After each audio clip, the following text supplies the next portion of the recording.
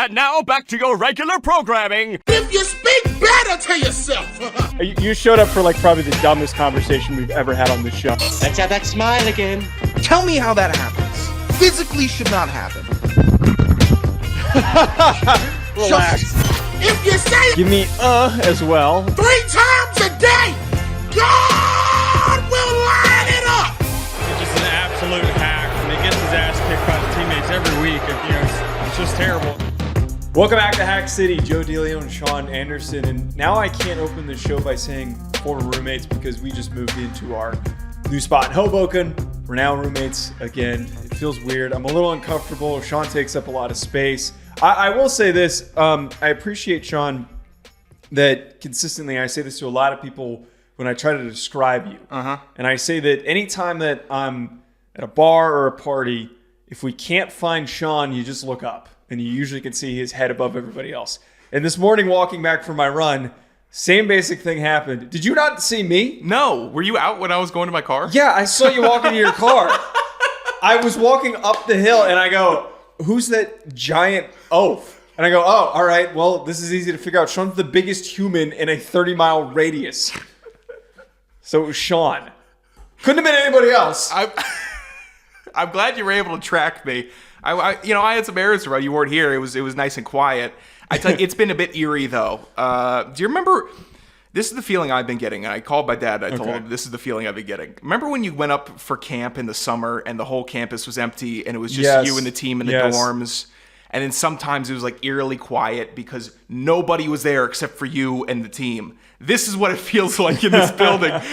We're here for camp, which is good. I think I like the spot in the area, getting used to it. Nice roads, Jersey. Glad to get familiarized with you. The amount of potholes on the road leading up to here, definitely bad. But that's a really good way of describing it because we're in a brand new building where nobody has moved into. And we got lucky with a lot of things because there's nobody moved into this place. Yeah. And it does kind of feel like we're in a dorm, with all the way that this place is set up. And it feels like we were in Hillside, which was a brand new dorm. That's or exactly. Gary or something like that. I'm coming off of living in a townhouse with 3 other dudes. And then you're coming off of living in a Los Angeles estate with yourself.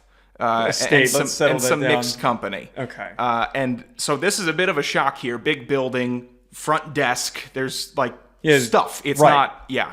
It feels like it feels like a hotel, which is weird. Hotel, dorm room at the same time, all that stuff. But that's not what we're here to talk about. We're going to get to some of the ancillary takeaways from the weekend a little bit later on at the end of the show. Today we're doing SEC win totals. We did Big 12 win totals. We got pretty good response from folks that tuned into that show. Most people agreed with us. Was surprised. Not a lot of visceral reactions to us being negative.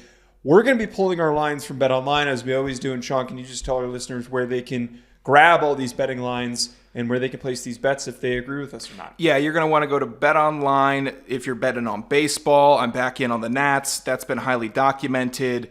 Look, it's been a tough stretch betting on the James Wood home run. Bet on it 4 straight days. Didn't bet on it, and he hit it. So that was a bummer. I really wanted to get a new young player, a bet to ride with him in my starting fandom and reemergence here. And if you're someone like me, that you're just looking for something to do in the summer, it's a little hot outside, you want to go in the AC, look at something to watch and bet on, go to BetOnline. Sign up with the promo code BLEAV, that's BLEAV. They're going to give you a bunch of bonuses, bunch of nice stuff, all right? We're not promoting something. They're not saying, hey, tell your listeners to come over here so we could screw them. No, tell them to come on over here so then we can welcome them with open arms into a nice gambling experience. And that's why we're trying to be the nice liaison for you to be able to do that. Bet online. Sign up with promo code BLEAV. That's BLEAV. Anyone who sees this in the Hoboken bars, we will be peddling BetOnline to you. We'll be shoving that down your throat. All right, let's shove some win totals down some of our listeners' throats. God, that was a terrible transition. I'm going to start us off. So the way that we did the Big 12 ones, we ripped through each one. We shared the betting line, and then we talked on if we were going to take the over or the under. Pretty simple. Some surprising outcomes here. There are some surprisingly easy schedules for a number of these top teams. Starting with Alabama, 9.5 is the win total. This one's a little shaky. It's a little bit tricky on if they're going to be able to accomplish this or not. I flagged as the games that I think are, one, the guaranteed loss. They're not going to beat Georgia. I'm sorry, Bama fans. Georgia is on a ridiculous trajectory heading into next year. They have to go to Tennessee, which I think is going to present a really difficult challenge. That leaves up their 2 other hard games on the schedule being LSU or Missouri. I'm bullish on what Alabama can accomplish this year. I think that they can win 10 games. I think that this is one of the few ones where I honestly would not even push this on anyone to say, go bet this, just because it could go really either way. There's so much uncertainty, but I'm going to take the over on this one just with a tinge of a lack of confidence. Yeah, I will side with you here. The problem games that I noted, Georgia and LSU at LSU. If it wasn't at LSU specifically, maybe I don't note that as a real problem game. Regardless, I think that they hit the over here. Those 2, I don't think they lose to Oklahoma. I think they roll through the season pretty, not unscathed, because it's a new team. It'll be interesting. There'll be sweats, but I'm not worried about Tennessee this year for anybody in the SEC. I'm just not. I know they have James Pierce Jr. and I really it felt like a flash 2 years ago. Felt like a flash in the pan to me. It just a lot did. of people disagree with you. They can, but I am not that high on them this year. Even though I'm high on a lot of their players, it doesn't feel like it. It's a whole shakeup. And in year 1 of the SEC, I think they don't find themselves rising to the top with all the newcomers. 6 minutes into the first recording in person, and you're already just ripping off horrible cold takes. Yeah. Jesus Christ. Arkansas 4. Wait, our over-under, what did you end up taking? Over 9.5. Okay. Alabama gets 10 wins. Arkansas 4.5. Man, I really wish Sam Pittman could survive this one, but there's a lot of thought that many people think that Sam Pittman is not going to be around for midway through the season. He might end up getting canned at the very beginning of the year. This could be a Scott Frost-esque situation where he gets let go pretty early on. Just to flag some of the games where I think that they're either going to have a really tough time winning or they can't win at all. Oklahoma State, Auburn, Texas A&M, Tennessee, LSU, Ole Miss, Texas, at Missouri. Seemingly a lot of the really bad teams with coaches on the hot seat got really screwed over with their scheduling. So I'm taking the under that 4.5 because I think they're going to probably only win 4. Their non-con is not very easy. Does Taylon Green coming to the team move the needle for you at all? I love Taylon Green. So do I. But they lose Raheem Sanders, and I think that the offensive line is not as good as it's been. The defensive line, I like Landon Jackson, is just not as good as it's been. It's just it's a tough sell, man. Sorry, Sam Pittman, but you're gonzo. I had him at the Big 4 also written down. It's a brutal schedule. Arkansas there's not enough buzz around the Razorbacks to get me to buy in. Yeah. There's nothing that is pulling me in that direction. As a bettor, that tells me enough I need to know. Staying away, smashing the under of 4. It's very weird making eye contact with you while we're doing this show. We'll have to get used to that it. felt a little sexual when I made eye contact with you. It got a little too intimate. Auburn 7.5. This one I feel pretty good about. I think that there's a wide pendulum for what people think that Hugh Freeze can do. I feel like there's not a lot of middle ground. I think some people think they're this sleeper that wins 9 games. There's a bucket that thinks that they're going to fall flat on their face. I'm on the side, maybe not the 9-win side, but I think they're going to have a really strong year. Tough schedule. They have to go to Georgia, which I don't think they'll win. They have to go to Missouri, which I don't think they'll win. At Kentucky, which is a kind of a coin flip. Yeah. And then at Alabama is going to be a really tough one, as we know that close rivalry of the Iron Bowl. Anyone who's at home usually has a pretty big advantage in that situation, as we saw last year. Put a bit of a maybe on hosting Texas A&M. I think that there's potential for them to steal that one because they are playing at home. I am going to take the over. I think at the very least, they're at least going to be able to get to 8. 7 feels like a huge letdown for Hugh Freeze. With the momentum that they're building going forward. I know, and I have them with a luck win getting at 7. And I like that you brought up that Kentucky game because it's on the road. Mm-hmm. That makes me shoot nervous because when Auburn's good and they have a good home atmosphere, great for college football. Love it. But going on the road, they haven't shown me enough. There's not enough for me to say, okay, you can go on the road at Kentucky, and Kentucky's not top dog, going to beast you, roll you over. But that's going to be a very challenging game. Depending on that, I think it dictates their over-under, but I think they lose it, and I have them on the underside. Florida. This one feels pretty easy. As I said a second ago with Arkansas, it almost feels like the scheduling was really deliberate where they said, all right, let's just brutalize these really shaky situations, and let's set up these teams that could be exciting in the playoff to go on to win. There actually could be, like, looking at this, there could be 4 teams that win 10 games. There is a lot of potential for that to happen because there's not a lot of intersection between some of these teams playing each other. And we'll get to that later on. Florida, though, has to take on Miami week 1, which I don't think that they'll win. They play at home against Texas A&M, at Tennessee, versus Kentucky, versus Georgia, at Texas, versus LSU, versus Ole Miss, and at Florida State. That is a gauntlet. It's a gauntlet. 4 wins would be an accomplishment. And there's even belief that Billy Napier might not last after the first month of the season, but we'll have to see what ends up happening. The Florida, I'll just touch on this real quickly. You think that the schedule makers were trying to make the powerful team? It kind of feels like that. When we're talking about these, it kind of feels like that, dude. Yeah, I'm looking at the Arkansas one, the Florida, what kind of the what have you done for me lately teams are getting a bit shafted. Look, Florida I had at 5 wins, so the over, and this has to happen before. Who do you think that they beat to get the 5? You see, this is where it gets a little dicey. You're going to have to do it before November 2nd, so they're not getting a win in November and beyond. They're going to have to beat Miami, Samford, Mississippi State, you think UCF, they can beat Miami, and they need to beat Kentucky at home. I don't think they can beat Miami. Okay, don't you understand? Look, like you can hear you can hear yourself it's trying a crazy to make this work. Yes, it's a crazy bet, but they have 6 games before they don't win another for the rest of the year. They can't win. They can't. I think you're putting Miami and Tennessee. You think that they could beat Miami? Oh, Texas A&M too. This is rough. Don't do it. I'm talking you off the ledge. They're hosting Texas A&M and Miami. And Kentucky. No, I'm staying with the over on Florida. I'm sticking with them. Give me a little chaos, Billy. Save your job like Neil Brown did. Watch them lose to Samford and just completely that destroy any of your hopes. Georgia, this is going to be the most concise and easy evaluation. 10.5 wins, over. I look at the schedule. There's only 2 games I wrote down as a maybe. Yeah. At Texas, which is hard to go on the road, but it's not like a crazy hard stadium environment. A difficult one, but a winnable environment. We saw Alabama do it a couple of years ago as they pulled off last second.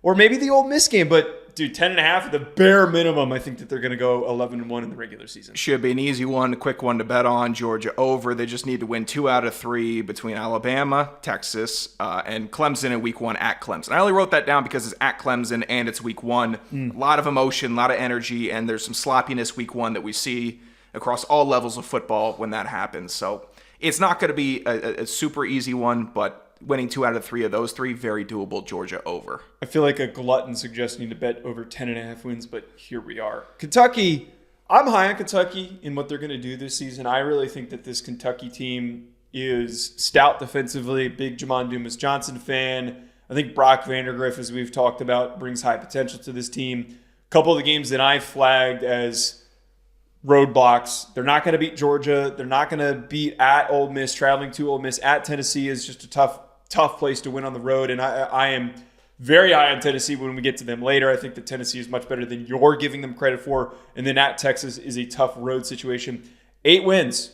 6.5 is their win total. I think that there is leeway and enough of a cushion for them to hit that over pretty easily.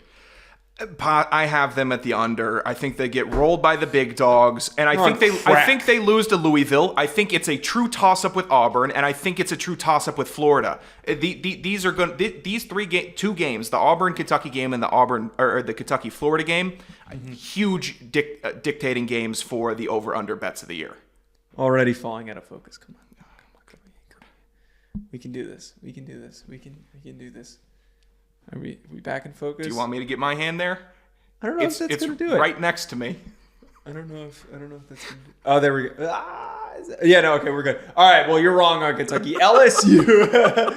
So this is where I start with my conspiracy theory.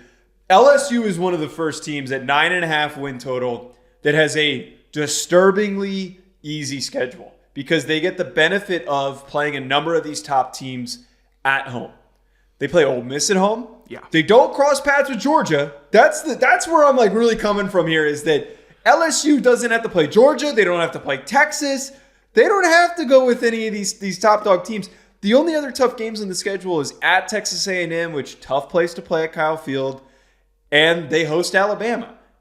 And frankly, I think that they're going to beat Alabama because they're hosting them. This seems to be a rivalry. If these teams are close, the team who's hosting tends to win it. So 9.5, minimum 10 wins. I think that they can hit that 10-win mark pretty doable. I had him at Doably. 10 also. Is that a word? I think that they hit the over. You know what? Now that you're saying something's rotten in Denmark, I think I'm starting to sniff it out also. I mean, who wouldn't want to see a Brian Kelly Notre Dame first inaugural college football 12-team playoff matchup? It's possible, and they could be scripting it.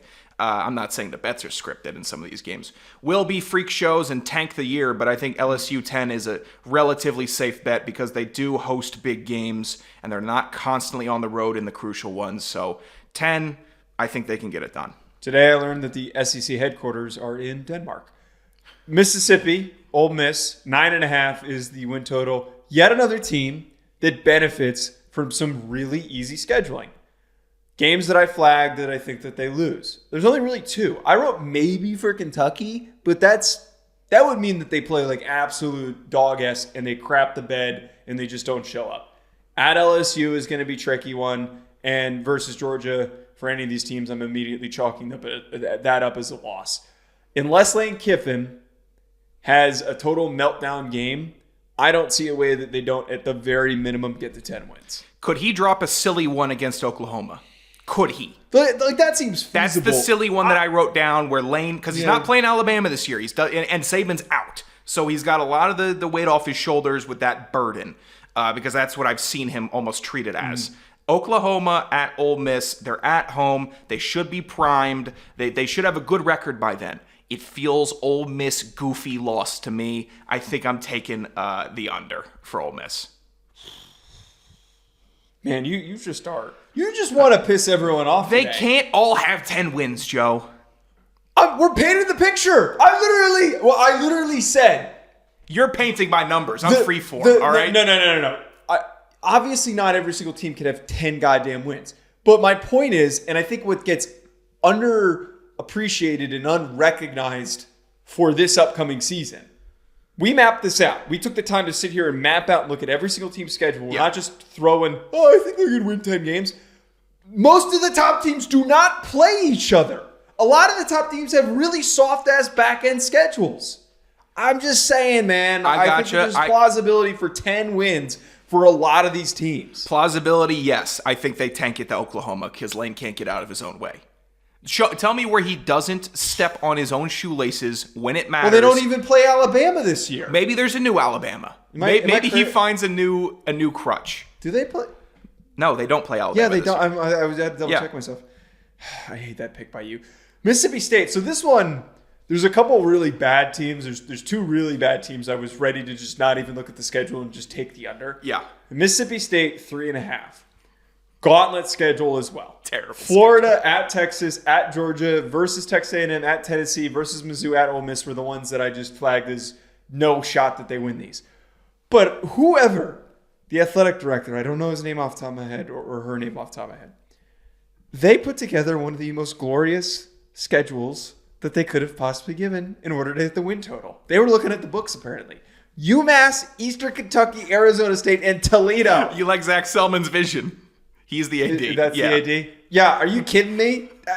They would need to really blow up against Arizona State to lose that game. Mississippi State beat Arizona last year. To put this into perspective, over. This might be one of the ones where you run to the bank. I've got a bonkers one at the end, but I'm slamming the over. Are you kidding me? I'm glad we're on the same page here for the one at the end that I could already see you chomping at the bit for. But Mississippi State, I was certain you were going with the under. They need Arizona State to be weak. 10:30 p.m. in the desert. I hate it. But it's the SEC. Go out and win a game, Mississippi State. I'm taking the over. I had them at 4. I like it. I want them to beat Arizona State and carry on. That works. They can lose every game after that, except for UMass. I feel dirty for this one because I like Missouri, but man, they're a team that got a bit of a rough scheduling stretch. Not like a terrible pull. They have winnable situations. Big Luther Burden fan on the show. I think Brady Cook plays well with the skill set of the receivers that they have. I think what gets a little dicey is all the replacements that they have on defense. 9.5, they do have to play at Texas A&M versus Auburn, at Alabama. and then I kind of flagged a maybe for Oklahoma. I would only take the under in this situation, and this is similar to Alabama where I wouldn't really recommend betting on this one because there's just so much uncertainty. There's a lot of question marks defensively, replacing a defensive coordinator, replacing multiple early draft picks that they had last year. It can really go either way. They could win 10. They can only win 9. It's just going to be a really tough stretch for them. That 9.5 is just not a very generous number that was thrown to them by BetOnline. No, that's a sweaty one. That is a rat poison line. I want them to get 10 so bad. I don't think I can take the bait. They need 2 wins split between A&M, Auburn, Alabama, and Oklahoma at home for 2 of those. Mm-hmm. I don't know if I can risk it. I just don't think I can. Missouri, 9 wins, barely the under. Oklahoma, 7.5 is what they're listed at. I've been saying this for a while. Oklahoma was given a brutal schedule that they're going to have to deal with. Yeah.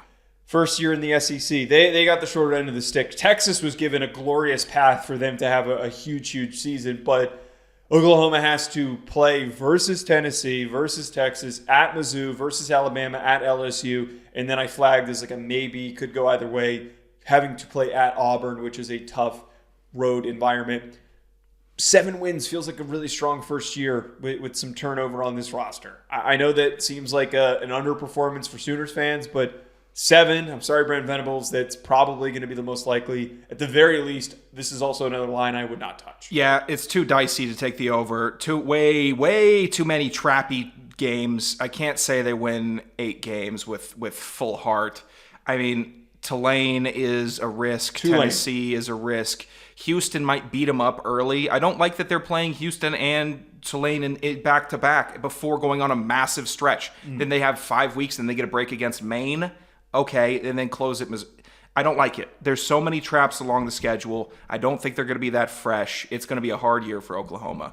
I think they have the under here. South Carolina, another team that got brutal scheduling. 5.5 is what they were listed at. They have to go at Kentucky. I don't think they'll win that. Versus LSU, versus Ole Miss, at Alabama, versus Oklahoma, versus Texas A&M, versus Mizzou, and then wrapping things up at Clemson. And even though we're a bit low on Clemson, still really tough road environment when there's so many question marks across your roster.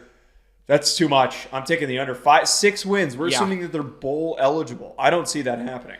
They have 4 gimmies on the schedule. I don't think they're good enough to will 2 more wins in the expanded conference. They got shafted. Beamer Ball is going to have to adjust in the future. I don't think they do it. I think that's the under for sure. Tennessee, which is where Sean is going off the rails on this one. Dude, they've got an insanely easy schedule. They get to host Alabama. Yeah. They go to Georgia, which they won't win. And the only other, maybe questionable game is NC State. Dude, what else in the schedule? Give me the over. 9 wins is their total? Give me the over. I don't like NC State early. That's a real opponent kicking off the season. They're not hosting Florida. They got to go to Florida. I don't like that either. If Tennessee loses to Florida. I gotcha. Wait, do they? I thought they were at Florida last year. I think they're at Florida this year. No, check. All right, I'll check. Because they went to the Swamp last year. Oh, they're hosting Florida. Yeah. Okay. All right. Nice one. All right.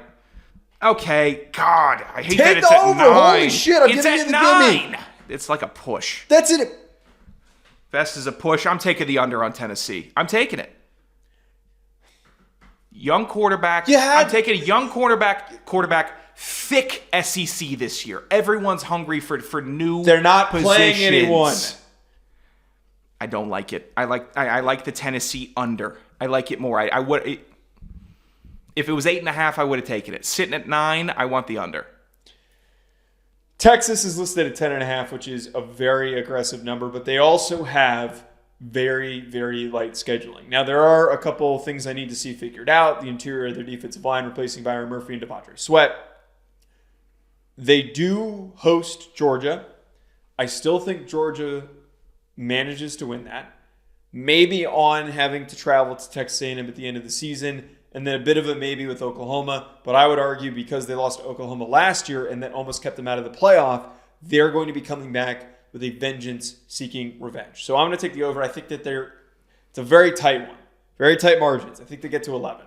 I'm taking the tight over also. They have 2 chances to lose this over. It's in week 2 versus Michigan, and it's against Georgia. So you have a little bit of a gap between if you take this bet to really start sweating it and feel your stomach tightening and dropping lower and lower as the week continues, waiting for the Georgia week if they lose. If they beat Michigan, you're having a good time watching Texas football this year. I like the over. It's going to be sweaty. I agree with you on that. But I think Texas is going to try to really take control this year. So I like it. Almost done here. Texas A&M, 8.5. They have a nice cushion with the number that they were given. Getting to 10 is going to be tough. Yeah. I have been an advocate that I think Notre Dame wins week 1. First game for Mike Elko. They host LSU. I still think LSU ends up winning that ball game. And then versus Texas, Texas likely will win. They could end up pulling out that upset. They also host Missouri, which is a bit of a maybe for me. But the big benefit here for Texas A&M for that 8.5 number, they have a lot of home games. So for them to get to 9, there's a bit of a mix and match here where they can maybe regain some footing if they lose a game that they're not supposed to on the road. Yeah, I got 3 guaranteed that I'm looking at that they're dropping, and that's Notre Dame, Texas, and LSU. And then true sweats are Auburn and Mizzou, and those are good sweats on Auburn and Mizzou side, so, and that's just not favorable for Texas A&M. So I'm going with the under here. It's so 8.5 feels like, oh, that's reasonable. Texas A&M if they have a good year, but it's a lot. They're going to have a lot to handle this year, and I want them at 8 wins or less. Last one, and this one was hilarious because, again, I wanted to just not even look at the schedule, and I was just going to come in here being an ass and say, give me the under. 2.5 wins for Vanderbilt. I mean, that would just be brutal to first off, be saying that they're only going to win 2 games. But the non-con, man, this is what I actually am like. I'm juiced up for this one, yeah. You need to put money on this one, folks. Alcorn, Ball State, and Georgia. I'm not even going to read the rest of their schedule. Georgia State, not Georgia. Georgia State, sorry. Georgia State. They got the lesser Georgia. I mean, what are we talking about here? Those are 3 games. Those are 3 games. That's it. That's it. That's all you need. Maybe you steal one. 3 wins. It's a fun pick 'em. Clark Lee year. Putting a whole rent payment down on that one. I'm pulling for. I like it. Vanderbilt over also. Alcorn, Georgia State, Ball State. Knock them down like bowling pins and take your money. That's all we need from you, Vandy. We don't need the Commodores creating any excitement. No. Just beat the teams that you're that your resources are better than. Beat those 3 teams. Yeah, it's because I'm not going to go out on a limb and say Vanderbilt as a team is better than those 3, but their resources better. That's why I like doing these exercises, because a team, you got to really look at the schedules. A team could go over in their conference schedule and still hit the over. That is a gimme. BetOnline is donating money to you. Yeah. If you're willing to take that. The V sit and reach is my favorite exercise. The what? The V sit and reach. You don't remember that one? What are you talking Where about? you have to try to touch your toes No, I know and what measure. it is, Yeah. but what does that have to do? You said that this was one of your favorite exercises, so I said one of my favorite exercises. I like the V sit and reach. Get the hell out of this room. I can actually say that to you now. So yeah, for anyone who's, if you can't tell the backdrop, we're in the process of setting up the studio this weekend. Yesterday, moving was an event. It was successful, and though it was much more efficient than I thought it was going to be. The other part of this too that was frustrating, for like 2 weeks I was without a place to stay. You know, I was staying at my folks' place and bouncing and trying to find like a good, consistent recording spot.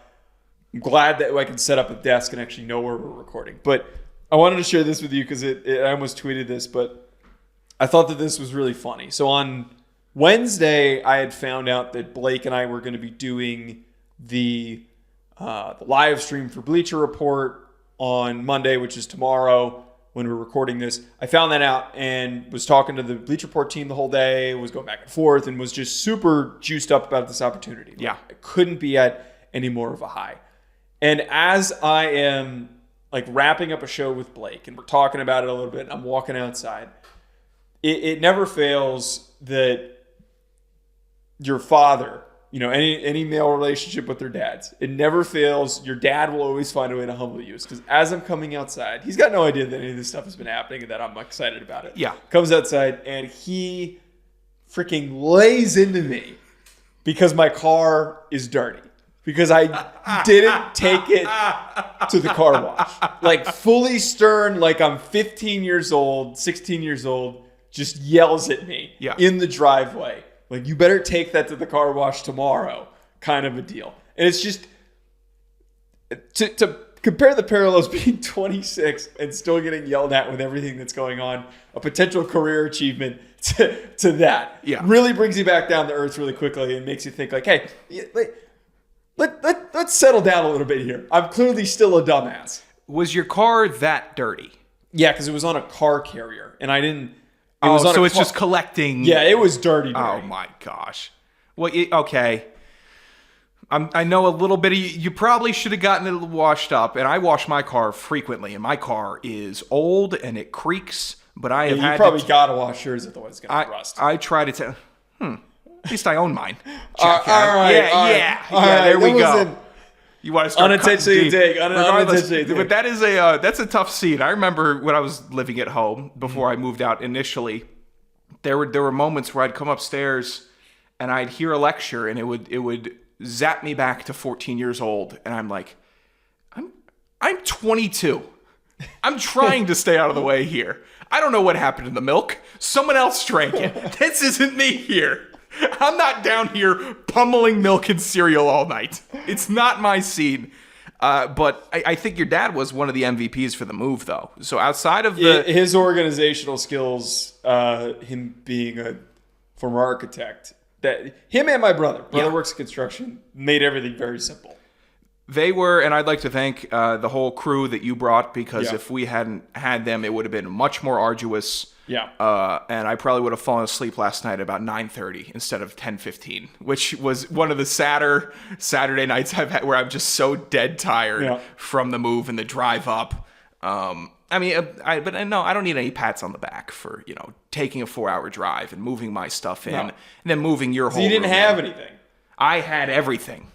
You had a little bit of stuff. I had enough. We still have to wait for the movers to get here. I did also blow a bunch of money on a new Xbox because my Xbox still is not here because the movers were supposed to come yesterday, and I needed to be able to play the new video game. Well, I thought that was silly until I started going through my bags and I found I didn't have my Xbox power cord or remote. Yeah, so what are you going to do? What are you going to do with the game? I'll figure it out. You didn't pre-order the game, so it doesn't even matter. No, so you're just going to come and sit here and watch me play it? Well, I don't know. Maybe I'll probably get it. Maybe I might try to get a free copy on Monday. Well, I don't think they've got any hard copies. We'll figure it out. They don't have a code? I don't think it's that kind of a situation. I can't get a code? I don't think it's that kind of situation. I really don't. Well, because I didn't get offered a code or anything. It's not that. They're just having you in there. They're not going to give you a code? No, it's not sponsored by EA. It's Bleacher Report doing a live stream. I bet they give you a code. Can I get your code if they give it to you? I don't know what you think this is.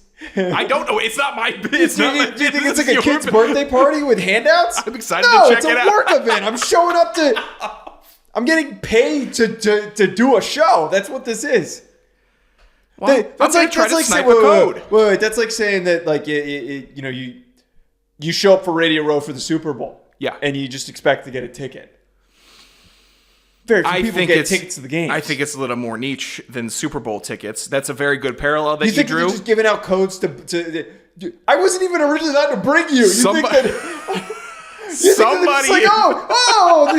You brought your large friend. He deserves a code for the game that we... Are you barefoot recording right now? Yeah, you got a problem with that? We need to have socks on at minimum. What? I don't want to be looking at those long dogs all show. And I'm not trying to deflect from the code stuff. I just caught it. Shut your goddamn mouth. God. All right, I got a content idea pitch for you. But okay, so this is... I should have led the show off with this. Okay. First of all, those for tuning in, now that we're setting this up and we're trying to get a better recording setup, the way that the show is produced and done is going to slowly change. And the goal is sometime in August, we want to be bullish on this. We want to start going live at a set time, multiple times a week. We're probably going to dive into be a little bit more broad talking NFL. We're probably going to talk a little bit more broad storylines. We're going to try and circulate as many guests in as possible.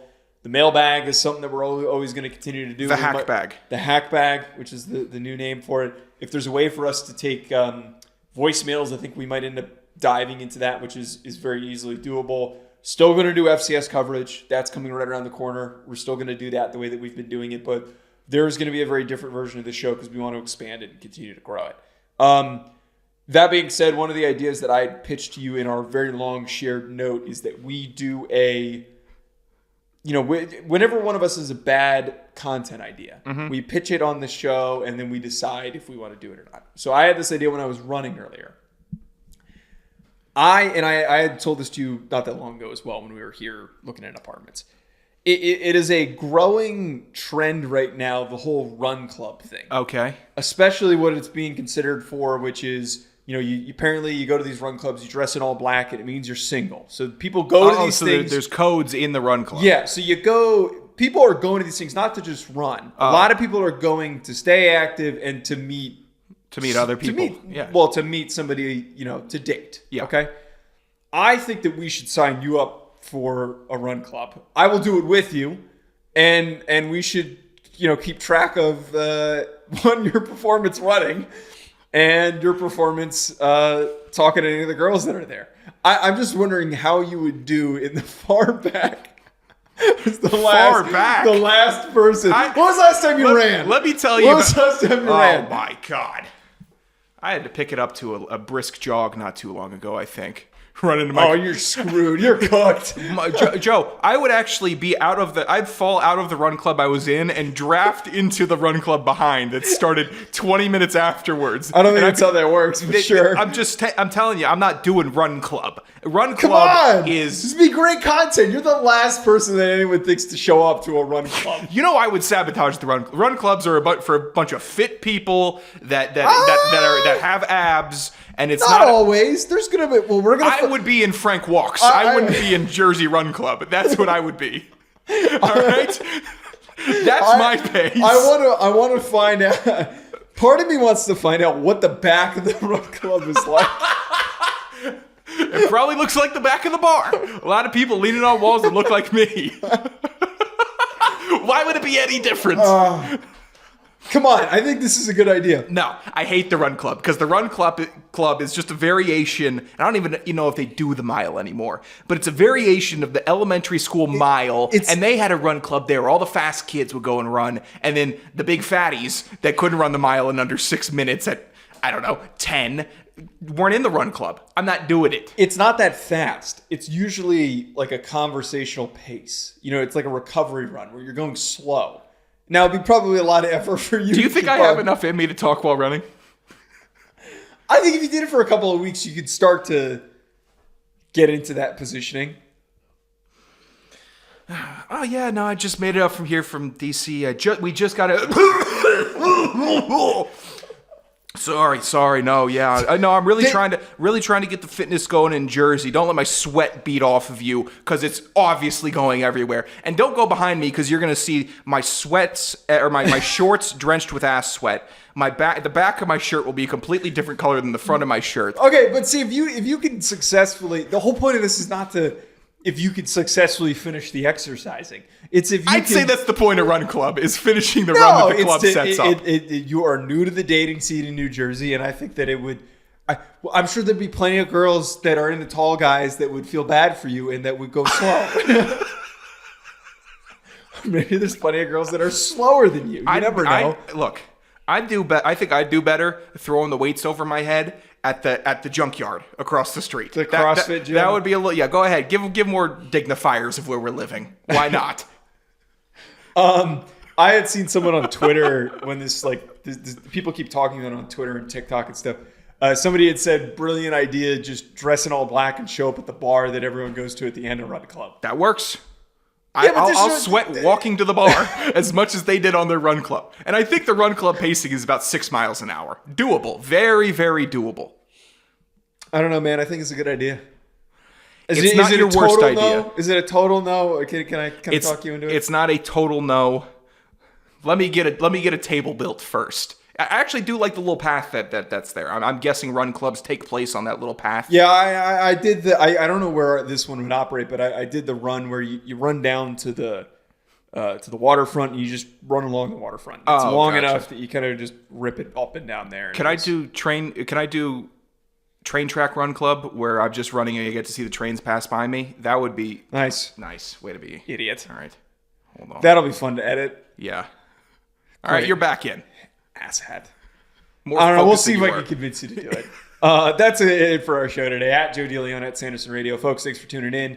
Hit the subscribe button at Hack City Pod on Twitter. Leave a comment. There's no... Hopefully there's something on the walls next time you see us. No. I was going to say the way that I outroed that was just so seesawish. There was no flow to that. All right, we'll talk to you later. Enjoy the rest of your week.